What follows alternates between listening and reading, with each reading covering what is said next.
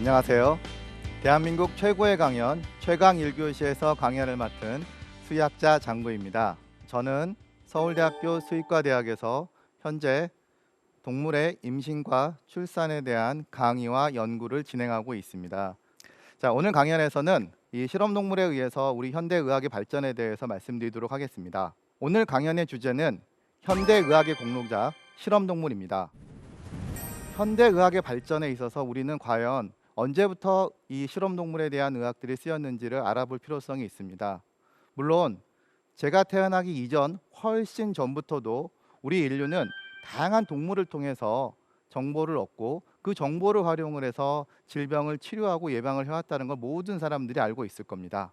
역사를 돌이켜보니 바로 아주 유명한 과학자 아리스토텔레스가 그때부터 벌써 동물을 해부해서 장기의 기능들을 밝히는 연구들을 시작했다고 되어 있고요.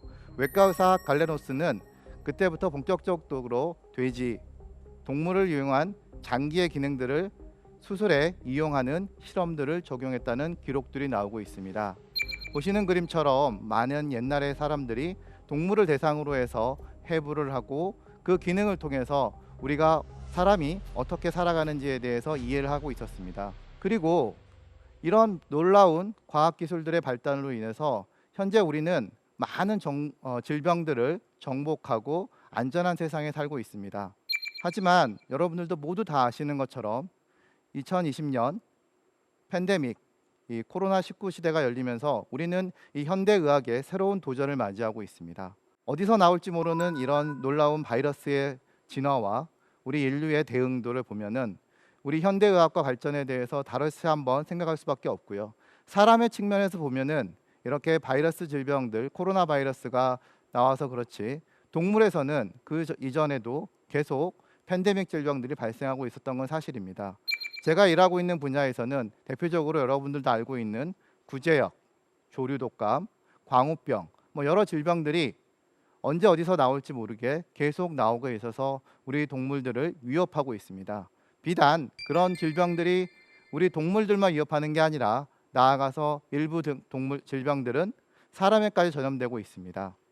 이제 우리 현대의학은 새롭게 도전을 맞이하고 있고 많은 의사와 과학자들 그리고 관련된 모든 사람들이 새로운 질병을 연구하고 통제하기 위해서 도전을 하고 있습니다. 현재 과학기술, 즉 분자생물학적 기술들이 개발되고 우리가 질병의 원인체를 빠른 속도로 이해하고 그것들을 규명하고 있습니다. 과거에 비해서 어떤 질병이 생겼을 때 우리는 그 질병을 이해한다는 게 상당히 쉬워졌습니다. 예전에는 원인을 모르고 죽었던 경우가 상당히 더 많았다고 할 수 있습니다.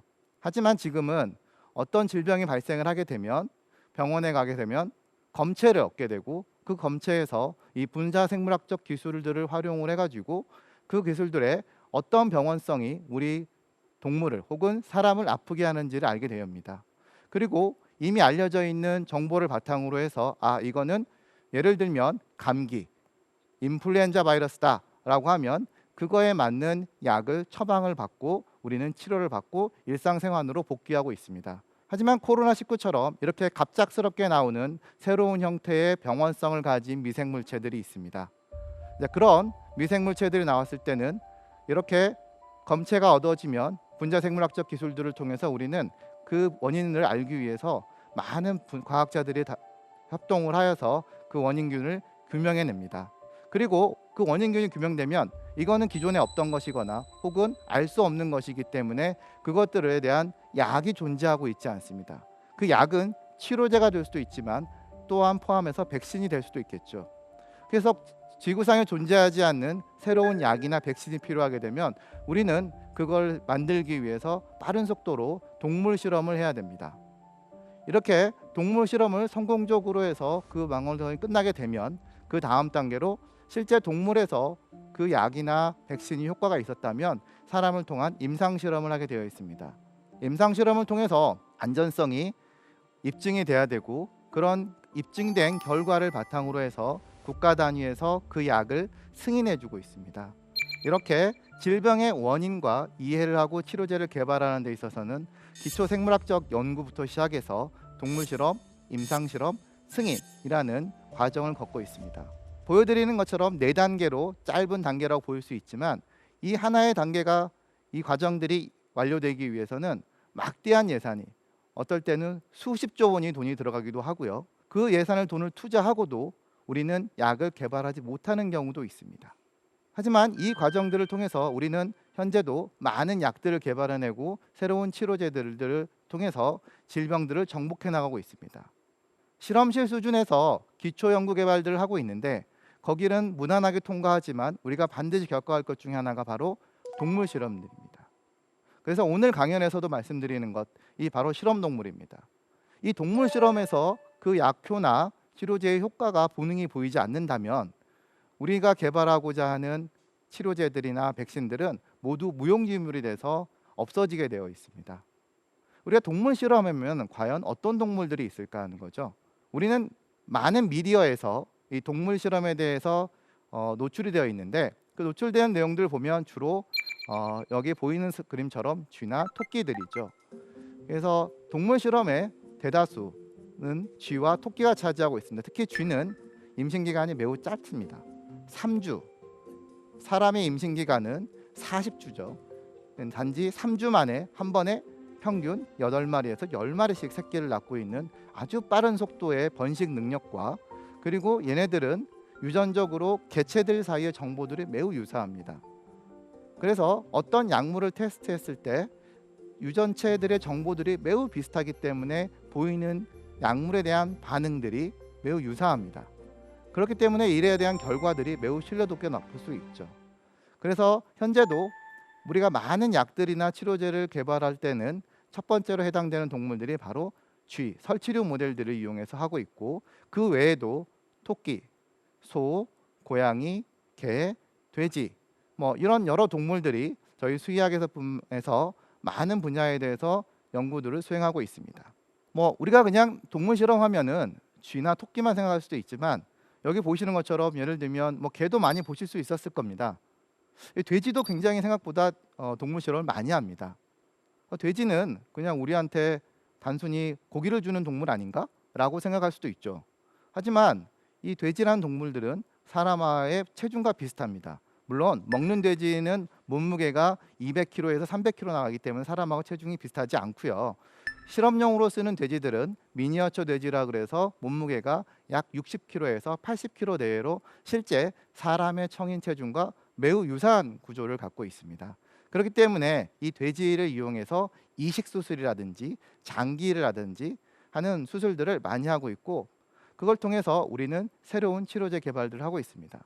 저도 여기에 있는 모든 동물들을 저는 수술을 다 해봤습니다. 쥐도 해보고 토끼도 해보고 심지어 말도 수술도 해보고 그 다음에 개, 돼지, 고양이 이런 수술을 해보면 동물마다의 그런 특징들이 있습니다. 피부의 두께, 지방의 느낌, 근육의 두께, 그 다음에 근육의 강도 이런 것들이 모두 다르기 때문에 이 동물의 특성에 맞고 그 동물들이 갖고 있는 고유의 장점을 갖고 있고 장점에 맞는 우리가 실험 동물을 하게 되어 있습니다.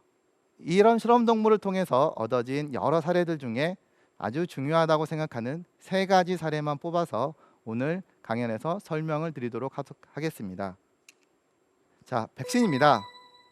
코로나19 시대에 우리는 이 백신의 필요성에 대해서 모두 체감하고 있고 우리나라는 이제 백신이 시작되게 되면서 마음의 안도를 어느 정도 놓고 있습니다.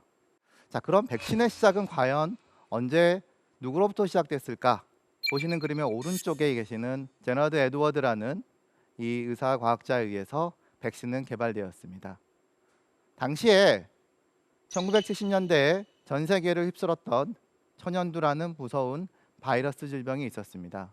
이 천연두 바이러스에 걸린 사람들은 어떤 이 치료제도 없이 대부분 죽게 되는 경우가 많아서 전 세계에 많은 피해를 일으키고 있었습니다. 당시에 이 에드워드라는 사람이 목장을 둘러보고 있는데 이상하게 목장에서 젖을 짜는 사람들에게서는 천연두에 걸리지 않는다는 사실을 우연히 알게 됐습니다. 이상하다. 왜 젖을 짜는 사람들만 천연두에 걸리지 않을까라고 생각을 하게 되었고 그래서 우연히 살펴본 결과 사람에서 말하고 있는 천연두, 스몰팍스라고 하는 거 왼쪽 그림이고 그 다음에 소에서 나오는 비슷한 증상이 있는 우두라고 하는 카우팍스라는 질병이 있다는 걸 알게 됐습니다. 그래서 소에서는 이렇게 카우팍스라는 질병이 많이 있는 질병들인데, 이 카우팍스를 만지는, 즉 젖을 짜는 사람들 대부분이 그 당시에는 여성이었다고 합니다.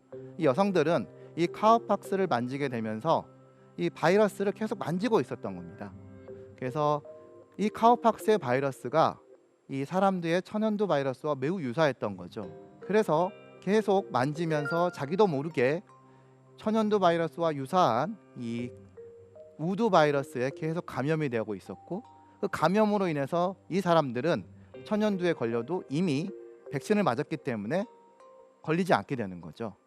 그 사실을 알게 된 이 에드워드가 바로 이거다. 바로 이 소에 있는 이 우두에 걸리게 된, 거기서 생기는 이 물질들, 보통 이제 감염이 되면 농 같은 고름 같은 게 좀 나오는데, 이거를 우리 사람이 맞으면 되겠구나라고 해가지고 그거를 분리해가지고 실제 백신을 들어가게 됐습니다. 보시는 사진은 처음으로 에드워드가 우두 접종을 하는 것입니다. 소에서 얻어진 고름을 사람에게 접종을 하는 것이었는데, 당시만 해도 너무나 파격적인 실험이었다고 볼 수가 있습니다. 소의 물질을, 무엇이 들어있는지도 모르는 물질을 사람한테 든다. 그래서 일부 반대하는 사람들은 저 물질을 맞는 사람은 소처럼 변할 것이라 라고 하는 어떤 패러디하는 그림들이 나오기도 했고요. 저걸 맞으면 소처럼 머리가 나빠질 거야 라고 하는 비과학적인 사실들도 지금 보면 말이 안 되는 거지만, 그 당시에는 그런 비과학적 사실을 선포하고 있습니다. 물론 현대도 일부에서는 코로나 백신을 맞으면 죽는다, 나쁘다, 무조건 이렇게 비판하는 사람들이 있지만, 비과학적인 사실들로 인해서 죽는 사실들보다는 이렇게 실제 과학에 기반을 해서 치료를 했을 때 성공적으로 이루어진 첫 번째 전 세계의 백신의 시작이었습니다. 그럼 왜 백신이라고 했을까요? 많은 단어들이 있었을 때 그냥 소의 고름라고 했어도 됐을 텐데, 백신, 바로 그 어원을 보면은 라틴어로 바카라는 단어에서 왔습니다.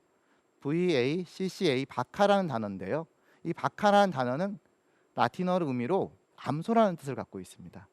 즉 암소의 우두에서 얻었기 때문에 이 암소의 뜻을 갖고 왔고, 백신, 바카에서 나와서 백신이라고 후에 명명이 돼서 현재 우리가 백신을 쓰고 있습니다. 지금은 이런 카우박스를 통해서 우리는 많은 백신 생산 정보들을 이해하게 됐고 시스템이 만들어져 있죠. 그래서 코로나 바이러스가 들어왔을 때도 전 세계 선진국의 많은 과학자들이 빠르게 이 코로나 바이러스에 대한 유전체 해독을 했습니다. 해독을 하는 거는 굉장히 쉬웠어요, 생각보다. 그래서 영국, 중국, 미국 많은 국가들이 이 바이러스의 구조는 어떻게 생겼을까 보니까 왕관처럼 생겼다. 그래서 일명 왕관 바이러스라 이런 말도 붙기도 하고요. 처음 있는 우리 인간에게 들어온 병원성 미생물입니다. 그렇기 때문에 테스트를 할 동물이 필요했어요. 애니멀 모델. 이 동물이 필요한데 어떤 동물이 좋을지는 사실 아무도 모르던 거죠. 그래서 보시는 그림처럼 이 과학 잡지 사이언스에서 발췌한 동물인데, 고양이, 닭, 개, 오리, 페렛, 형질전함 HC2 마우스, 햄스터, 고양이, 원숭이, 돼지 등 다양한 동물들을 가지고 얼마나 코로나 바이러스에 잘 걸리고, 그리고 걸렸을 때 사람처럼 비슷한 증상이 나오는지, 그래서 상부 호흡기계 증상에 기침 증상이 있는지, 열 증상이 있는지, 이런 증상들이 있는지를 찾아보고 그 동물들을 대상으로 우리는 백신 실험을 하게 되어 있죠. 여러 동물들을 테스트해 본 결과 보시는 그림에서처럼 해서 햄스터와 이 페렛이 가장 사람과 유사하게 감염이 되고 있고 그와 비슷한 증상을 보인다고 알려져 있습니다. 그래서 지금 전 세계에서 많이 개발되고 있고 이미 개발이 완료돼서 우리가 맞고 있는 이런 백신들은 여기서 보여드리고 있는 햄스터나 페렛을 통해서 그 효과가 검증을 통해서 이루어졌습니다. 페렛 하면 아주 귀여운, 우리나라 말로 하면 족제비과 동물인데 아주 귀여운 동물이지만, 이 페렛이라는 동물이 되게 특징적인 게 사람의 인플루엔자 바이러스 감염과 매우 유사합니다. 그런데다가 이 사람의 호흡기 감염과 매우 유사하다 보니 인플루엔자에 대한 오랜 연구도 했었고, 또 보니 코로나 바이러스도 매우 유사했어요. 우리나라는 이 페렛을 많이 키우고 있지 않기 때문에 사실 이 동물에 대해서 잘 모릅니다. 근데 이제 유럽에서는 이 코로나 때문에 페렛을 만지는 사람은 사람한테 올 수 있고, 페렛에서 사람, 사람에서 페렛을 갈 수 있다는 가능성 때문에 덴마크에서는 수천 마리의 페렛을 안락사하기도 하는 사실이 있었습니다. 그래서 이런 동물들을 통해고 궁극적으로 임상 실험을 거쳐서 안전성이 확인돼 가지고 미국의 화이자나 영국의 아스트라제니카 이런 유명 제약회사를 통해서 우리는 드디어 백신을 얻게 되었고, 그 백신들이 여러 국가들을 됐고 우리나라도 이제 빠른 속도로 백신이 퍼져나가고 있습니다.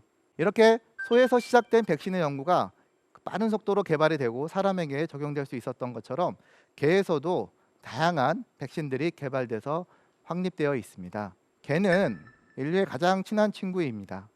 저는 진료를 하면서 제 진료의 90% 이상이 개입니다. 제가 수의사를 타고 처음으로 진료를 할 때 가장 많이 겪었던 중에 하나가 바로 파보바이러스라는 바이러스 질병이었습니다.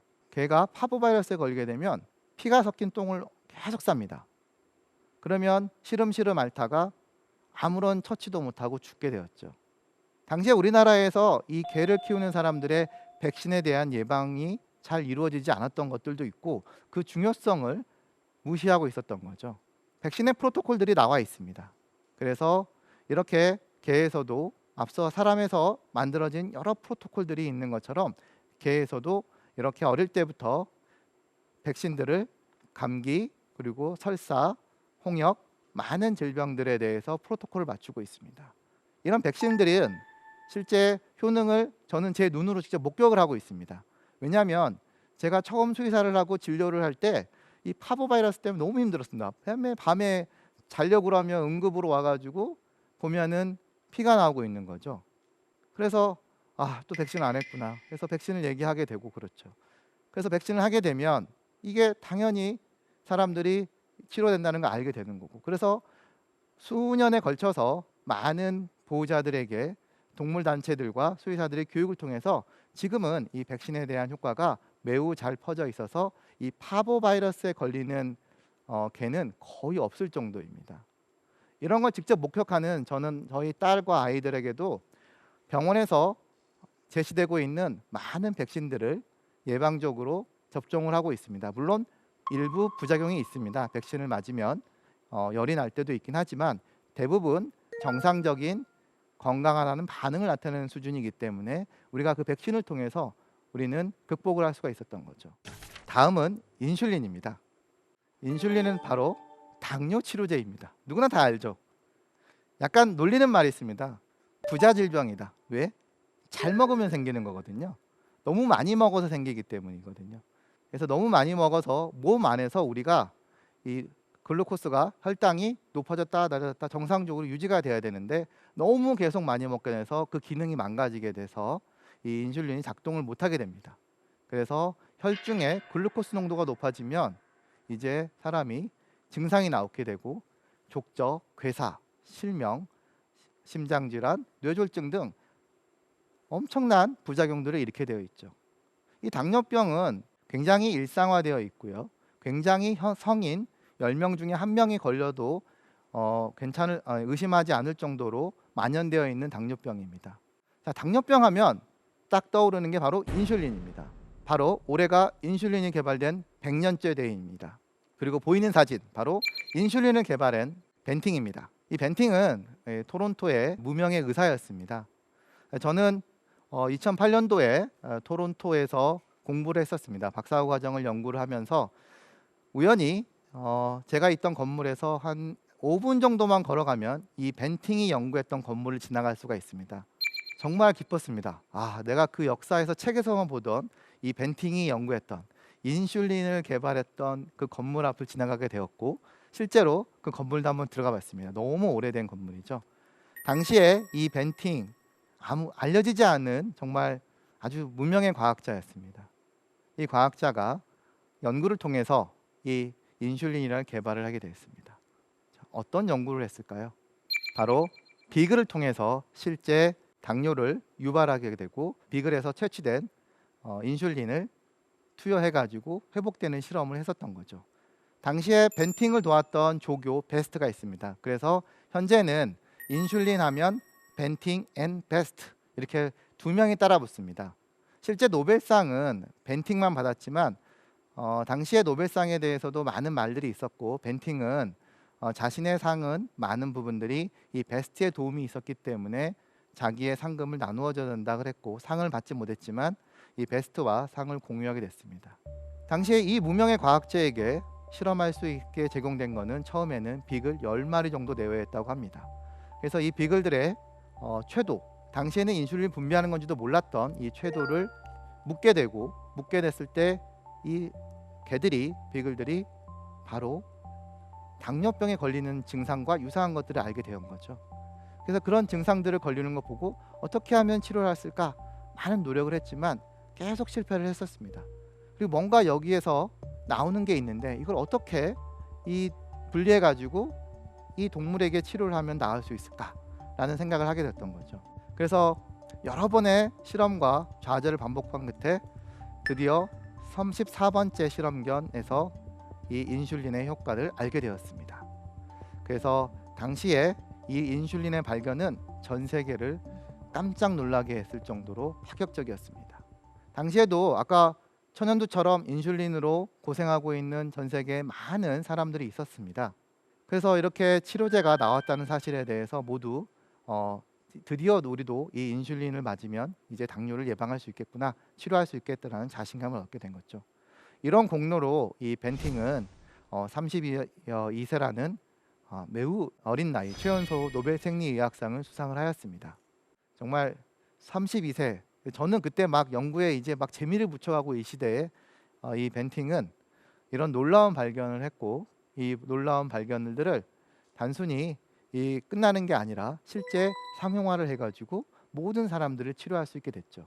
그 이후로도 이 췌장을 뜯어내가지고 계속 반복적으로 확인해보고 적용해보고 동물 실험을 반복한 결과 이제 인슐린은 안전하게 우리가 치료제로 쓸 수 있다는 것을 확보가 됐죠. 그래서 여전히 우리는 사람들은 인슐린 하면은 벤팅과 베스트를 기억하지만 당시에 사용된 실험견들이 바로 비글이었고, 그 비글 중에 마침 증상이 회복된 애가 마저리라고 합니다. 그래서 인슐린 발견에 결정적 역할을 한 이 33번 실험견 마저리는 이 당뇨를 공부하는 사람들에게는 많이 회자되고 있습니다. 이렇게 인슐린이 개발된 다음에 치료제를 성공을 하고 벤팅의 친구를 실제로 치료를 성공을 했습니다. 보시는 사진은 조세프 길크리스트라고 하는 벤팅의 친구입니다. 이 벤팅의 친구 이 조세프 길크리스트는 이 당뇨 때문에 굉장히 고생을 많았었는데 정말 좋은 절친을 준 거죠. 이 친구가 이 인슐린을 개발해 가지고 자기가 맞아서 나을 수 있었던 것들이죠. 이렇게 세상을 구원한 이 인슐린, 지금으로 치면 정말 돈방석에 앉았을 겁니다. 어마어마한 돈을 벌 수 있는 새로운 약을 개발된 거죠. 하지만 이 벤팅은 이 자기가 속한 이 토론토 대학에 이 인슐린은 전 세계를 구원할 약이다, 인류를 위한 것들이기 때문에 특허권을 받지 않겠다, 상징적으로 1달러를 받고 이 모든 특허권들을 토론토 대학에 넘기고 이 특허를 바탕으로 해서 실제 약이 개발되게 되었죠. 그래서 초기의 인슐린들은 바로 앞서 얘기했던 동물 실험에서 한 것처럼 개나 돼지, 소, 췌장 등에서 직접 동물에서 추출을 했습니다. 쥐나 토끼는 너무 작아서 췌장도 너무 작아요. 그래서 거기서 인슐린을 추출하면 너무 양이 적기 때문에 쓸 수가 없죠. 그래서 그나마 우리가 다룰 수 있는 실험 동물 중에 큰 동물들이 개나 돼지, 특히 소는 굉장히 많이 사이즈도 크고 갖고 있는 췌장의 크기가 크기 때문에 거기서 우리가 인슐린을 얻어서 거기서 분리를 했던 거죠. 계속해서 이렇게 실제 살아있는 동물들에서 인슐린을 취하다 보니 문제점도 발생을 할 수 있습니다. 왜냐하면 앞서 얘기한 것처럼 동물에는 아직도 미지의 새로운 물질들이 사람에게 질병을 일으킬 수 있습니다. 그렇기 때문에 이런 과정들을 우리가, 그리고 동물을 꼭 죽여야만 되는 과정 불편함도 있고요. 그래서 분자생물학이 발달되면서 우리는 인슐린의 구조를 알게 됐습니다. 그래서 인슐린은 어떻게 생겼다, 그래서 이런 구조를 알게 되고 이 구조를 이제는 그러면은 바이오테크놀로지, 생명공학 기술을 통해서 실험실에서 합성을 하자라고 하는 기술이 만들어지게 됐죠. 그래서 1980년도에 가장 세계 최초로 이 유전자 재조합 기술, 즉 유전자를 실험실에서 만드는 조합시켜서 유전자를 조합한다, 어셈블리, 조합시켜 가지고 만들어낸 최초의 물질이 바로 인슐린입니다. 그래서 이렇게 유전자 재조합 기술로 만들어진 이 인슐린은 대량 생산이 됐고 전 세계에 많은 사람들을 구원하게 되었죠. 하지만 태어날 때부터 인슐린이 문제가 생겨서 생기는 당뇨병에 걸린 사람들도 있습니다. 이 사람들에게는 새로운 형태의 치료법이 필요했어요. 바로 췌도 이식을 해야 되는 겁니다. 그래서 인슐린이 아니라 췌도 자체를 이식을 해줘야 되는데 췌도를 구할 수 있는 게 결국 동물인데 이 동물의 췌도를 이식하는 것도 한계가 있었던 거죠. 그래서 지금은 새로운 치료법들을 위한 많은 연구들이 떠올랐고 그중에 실험 동물로서 아까 말씀드렸던 사람과 장기가 유사한 형태를 갖고 있는 돼지를 가지게 됐습니다. 그래서 돼지에서 이 췌도를 분리하고 이 분리된 췌도를 실험실을 통해서 이 돼지에서 췌도를 분리했더니 기능이 똑같아. 실험실을 갖고 와도 똑같은 기능을 갖고 있고 이것을 원숭이에다 집어넣어 봤더니 실제로 기능을 하는 것들이죠. 그래서 이제는 인슐린을 맞는 것도 필요하지만 이렇게 살아있는 췌도 세포 자체를 이식을 해서 하게 되면 우리가 인슐린을 정복할 수 있겠구나라고 하는 새로운 형태의 치료법들이 개발되고 있습니다. 이미 우리나라에서도 원숭이 실험, 즉 동물 실험은 마무리 단계에 속한 걸로 알고 있고 중국이나 일부 국가에서는 사람에 들어가는 임상 실험에 들어간 상태가 있습니다. 이렇게 동물에서 얻어진 여러 장기들을 이렇게 췌도뿐만 아니라 많은 것들을 그러면서 이식을 했었던 것들이죠. 그래서 돼지는 앞서 얘기한 것처럼 췌도도 했지만 사람이 어릴 때 판막이 이상이 오면은 판막 이식 수술을 받습니다. 그 판막 이식 수술에 처음에는 지금은 합성 판막을 많이 쓴다고 하지만 과거에는 판막도 돼지 걸 썼다고 해요. 그래서 돼지나 소에 있는 판막을 잘라가지고 실제 이식을 했고 사람에게 적용을 했었던 것들이죠. 그래서 최근에는 중국에서 파격적인 승인을 결과를 내놨습니다. 보이는 왼쪽 그림에서는 인류의 역사에 있어서 아까 동물에서 궤도를 넘어서 많은 여러 장기들을 사람한테 이식을 해보는 시도를 했었습니다. 그래서 장기가 부족한 사람들에게 유일한 대안은 사람의 장기를 주는 건데 사람의 장기를 아무나 줄 수는 없죠. 가족에서도 콩팥 하나 띄워주기 어려운 세상이잖아요. 그래서 장기가 없는데 줄 수 없는데 그럼 어디서 구하느냐? 그 대안으로 동물 걸 구하자. 그 동물 어디? 바로 돼지죠. 근데 돼지는 또 다 줄 수 없을 것이다. 분명히 문제가 있을 것이다 하다가 이런 오랜 연구를 통해서 허용이 된 게 바로 이 각막입니다. 그래서 우리나라도 이미 이 돼지의 각막을 원숭이에게 이식을 해서 성공적으로 잘 맞춰서 사람 임상 실험에 들어갔다고 하고요. 하지만 이미 중국은 벌써 사람에게 1년 전부터 이 임상 실험뿐만 아니라 아예 치료제로서 허용을 했습니다. 해가지고 보시는 사진처럼 이 각막 이식을 해도 이 시력이 찾게 돼서 일상생활을 할 수 있다는 승인 결과들을 얻을 수 있었던 것들이죠. 자, 세 번째 이야기는 바로 시험관악입니다. 어떤 사람들에게는 정말 아기가 안 생겨가지고 슬픈 일이기도 합니다만 또 이게 너무 잘생긴 사람도 있기도 합니다만 지금 우리나라는 이 저출산 문제 때문에 너무나 많은 고생들을 하고 있습니다. 어떠한 정책을 내놓아도 지금 저출산이 해결되고 있지 않습니다. 제가 어떤 정책에 대해서 말씀드리고 싶은 건 아니고요. 이 시험관 아기는 그럼 언제부터 시작됐고 과연 이 시험관 아기를 만들었던 동물들은 우리 인류를 위해서 어떻게 도움을 줬는지 이야기를 하도록 하겠습니다. 왼쪽에 보이는 아이 1978년 세계 최초로 태어난 러블리 루이스, 바로 루이스라는 아이입니다. 세계 최초의 시험관 아기 루이스라는 아이고 오른쪽에는 다 자란 루이스의 모습입니다. 1978년 이 루이스의 탄생은 특히 카톨릭에 대해서는 굉장히 혁명적이었습니다.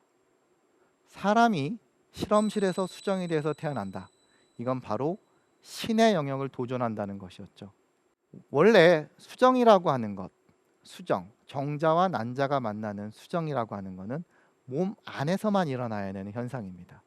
그리고 그거는 당연한 것이고 우리는 그 현상을 신비롭고 그리고 그 현상에 대해서 중요하다고 생각을 하고 있었습니다.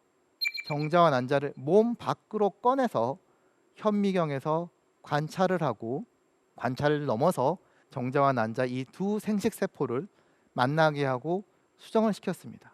실제로 몸 안에서 일어나는 현상과 매우 유사한 현상들이 일어났고 그 현상들이 이제 몸 안에 다시 들어갔더니 실제로 착상이 되고 착상된 후에는 사람의 임신기간 40주를 거쳐서 아이가 태어나게 된 거죠. 그래서 정확한 명칭은 시험관 수정 아기라고 해야 맞습니다. 이제는 많은 사람들이 시험관 아기, 시험관 아기로 해서 이 시험관 아기란 단어는 매우 일상적인 단어가 되어 있죠. 자, 그럼 시험관 아기는 그럼 바로 사람부터 했을까요? 역시 아니겠죠. 무턱대고 사람의 생식세포, 정자세포와 난자세포를 무턱대고 가져올 수도 없는 거고 가져다가 이거를 어떻게 쓸지도 모르고 이것들이 수정됐는지 안 됐는지 알 수도 없는 거죠. 자, 아리스토텔레스도 동물의 장기를 이해하기 위해서 그걸 해부하고 거기서 어떻게 생겼는지 알고 공부를 했었던 거죠. 그래서 사람들도 과학자들도 똑같이 했습니다. 정소와 난소에서 우리는 그 생식세포를 연구실로 가져다가 수정을 해봤던 거죠. 사람이 아닌 바로 토끼였습니다. 그래서 월터 히퍼라고 하는 영국의 과학자가 있는데요. 1980년대부터 이 시험관 수정을 내서 연구를 했다고 알려져 있습니다. 1890년대에는 우리나라는 정말 어떤 일이 있을지 모르겠지만 찾아보면 동학혁명쯤이지 않았을까 싶기도 한데요. 벌써 영국에서는 이 시험관 수정에 대해서 그리고 수정이 어떻게 될까, 수정된 개체 정자와 난 후에는 어떤 일이 일어날까를 이 토끼를 통해서 많은 연구를 하게 되었다고 합니다. 토끼를 통해서 실제 수정도 해보고 실험실에서 수정된 배아를 다시 토끼의 몸속에 이식을 했더니 임신이 되고 태어난 거죠. 이렇게 만들어진 이 토끼를 통해서 개발되고 확립되어진 이 시험관 아기는 바로 사람의 불임과 난임 해결에 아주 중요한 대안이 됐죠. 과거에는 원인을 몰랐던 것들이 많습니다. 물론 지금 현재도 이 불임과 난임의 원인을 모르는 경우도 더 많다고 해야 합니다. 저는 사람의 산부인과 의사가 아니기 때문에 정확하게 몇 프로쯤이나 되는 원인을 모르겠지만 원인을 모르지만 그 모르는 일부 중에는 바로 이 시험관 수정을 통해서 해결할 수 있다고 합니다. 지금 전 세계에 시험관 아기로 태어난 사람의 숫자가 제가 알기로는 700만 명이 넘습니다. 1978년도에는 한 명이 태어났죠. 지금 약 43년이 지났습니다. 하지만 이 시험관 기술로 태어나는 숫자는 700만 명을 넘었고 매해 그 숫자는 기하급수적으로 아마 늘어날 것이라고 믿고 있습니다. 여러분 주변에는 아직 시험관 아기로 태어난 사람을 보지 못했을 수 있지만 저는 제 주변의 동료 교수님 그리고 아시는 분들도 시험관 아기로 태어난 사람이 제가 아는 사람만 5명이 넘습니다. 그 아이들이 특별히 다르다 그런 건 아주 똑같습니다. 과거에는 이 시험관 아기로 태어나면은 처음에는 이게 일찍 죽을 거야 막 이런 얘기도 했었거든요. 근데 지금 루이스라는 사람은 벌써 태어난 지 43년, 우리나라 지금 43세가 되었고 한 가정을 잘 이루고 아이도 낳고 행복하게 잘 살고 있습니다. 생명은 그만큼 굉장히 불가사의한 영역이고 정자와 난자가 수정이 몸 안에서 이루어지든 몸 밖에서 이루어지든 그 수정의 단계가 이루어지고 나면 태어나는 과정들은 우리의 생각하는 것 이상으로 굉장히 혁명적으로 이루어지고 되고 오랫동안 살아갈 수 있는 능력을 갖고 있습니다.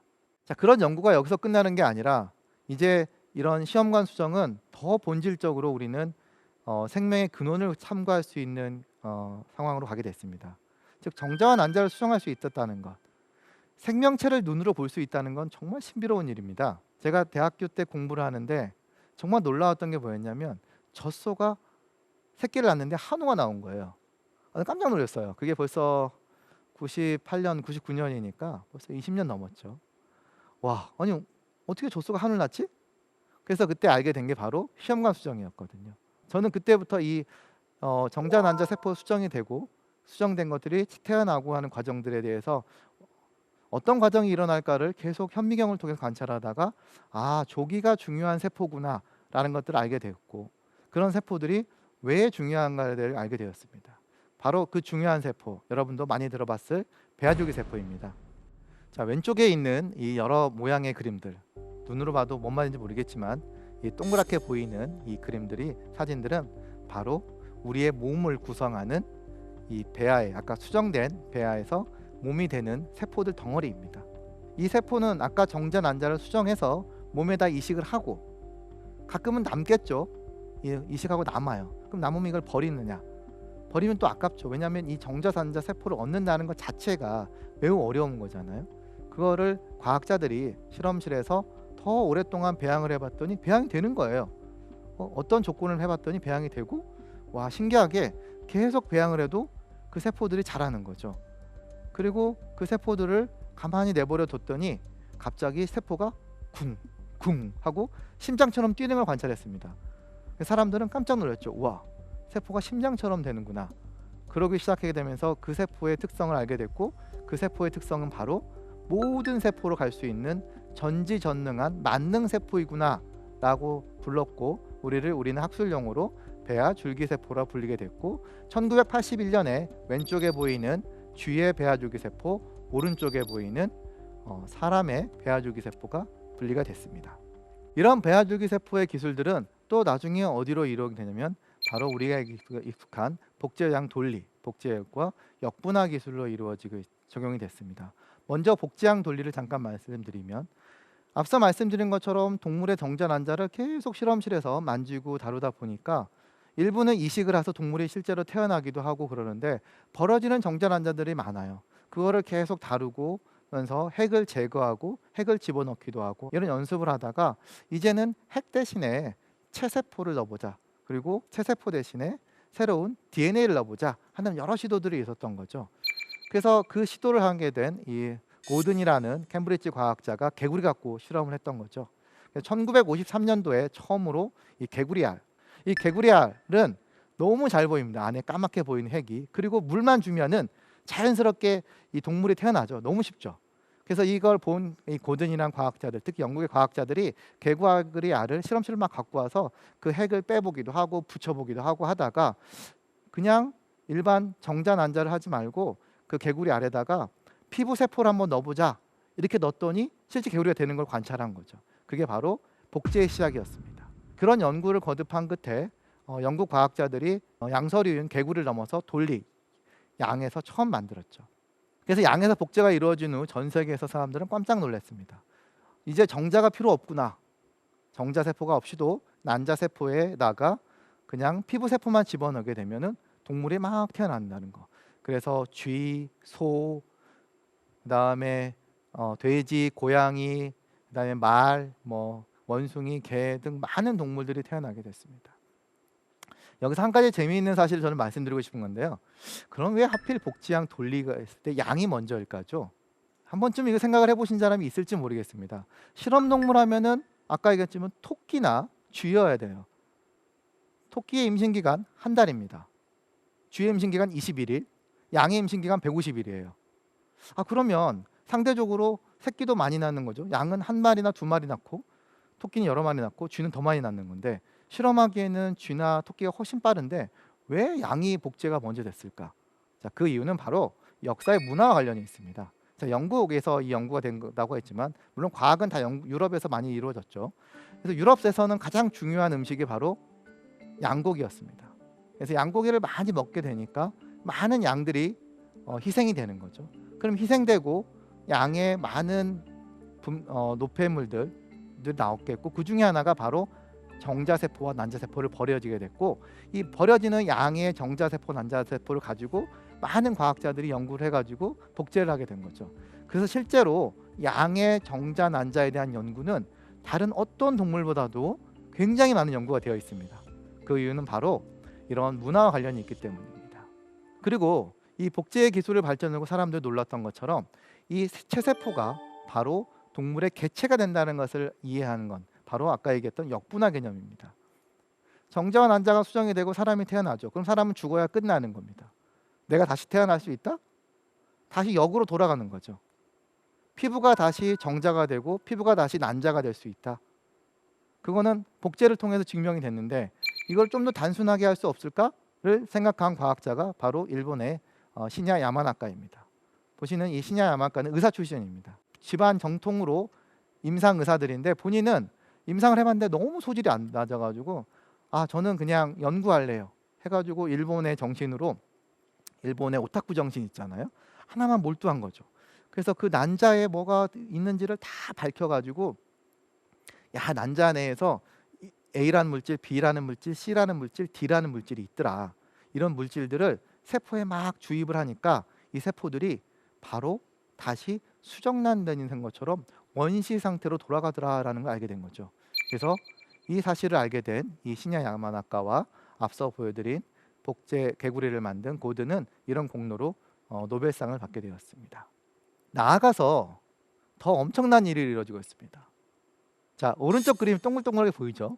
이게 바로 쥐의 난자세포입니다. 자, 그럼 이게 특별하니까 제가 설명을 갖고 나왔겠죠. 자, 얘는 인공 난자입니다. 난자라는 거 하는 거는 현재 우리가 알고 있는 상식으로는 정자와 난자가 수정이 돼서 동물이 태어나고 태어난 동물의 난소 안에서 원래 갖고 있는 세포만 생존해야 됩니다.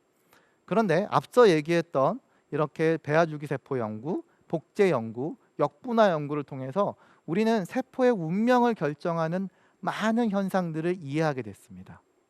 그리고 그걸 통해서 실험 동물을 통해서 직접 증명을 하게 됐죠.